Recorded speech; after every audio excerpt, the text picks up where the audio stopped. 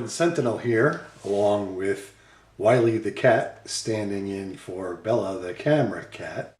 Today I'm going to discuss how popular culture is affecting the reputation of and the art of prepping. Now, my family and I are not really television people, but on a recent business trip, I had the opportunity to see some prepping related television content. I have to admit that some of the shows were pretty entertaining, if not somewhat far-fetched.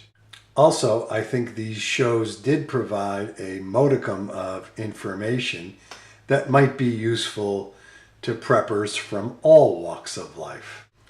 However, in my opinion, shows such as Doomsday Preppers, and their website is on the screen here, do more to undermine the cause for prepping rather than help it. This Doomsday Prepper television show has a tendency to make the participants in the show look like kooks.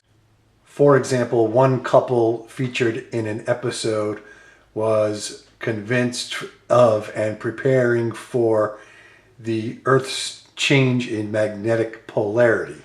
Essentially, they believe that the magnetic poles of the Earth will be swapping, and there is no scientific basis for this happening in the foreseeable future. Well, Bella came off assignment and is now assisting Wiley. Second, media outlets such as this Doomsday Preppers show tend to make preppers look paranoid. In another episode of this show, this family man from somewhere in Alaska was convinced that there would be a government takeover of his little town. In anticipation of martial law being declared in this RFD Nowhereville, he was making some extreme preparations to escape to way far out in the wilderness. If there were to be martial law declared anywhere in the United States, it seems that Alaska, anywhere in Alaska, would be pretty low on the priority list. Third, the mass media tends to make the activity of prepping look like it's going to cost a bloody fortune. I happened to see a different program that featured the vehicle that you see on the screen here. It's called the Rhino Charge or something like that. Essentially, it's an armored bug-out vehicle that has other applications as well, but they're selling this to well-heeled preppers who want to get out of Dodge in comfort and in style with complete safety from mines and small to medium arms fire. Now, don't get me wrong, I don't begrudge anyone who has the ability to buy something like this. This thing on the screen here runs about $250,000.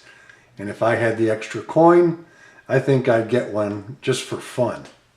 But I think it's safe to say that most preppers who want a bug-out vehicle are going to end up with something much less capable and much less elaborate.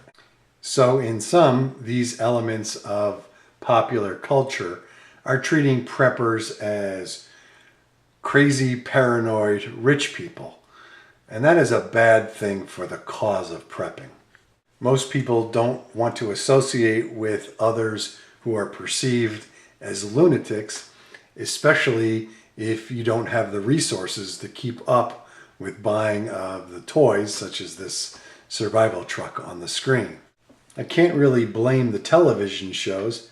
After all, it's a business, and showing a middle-aged couple stacking cans of beans and tuna fish on a shelf doesn't make for very compelling television. So if you have an opportunity to talk to a non-prepper about the activity of prepping, somewhere in that conversation, you may want to say, well, prepping is not like TV. In general, we are not kooks, we're not crazy, we're not paranoid, We want to live our lives to the fullest and be independent to the best of our ability. There they are, frickin' frack, doing what they do best. Nothing.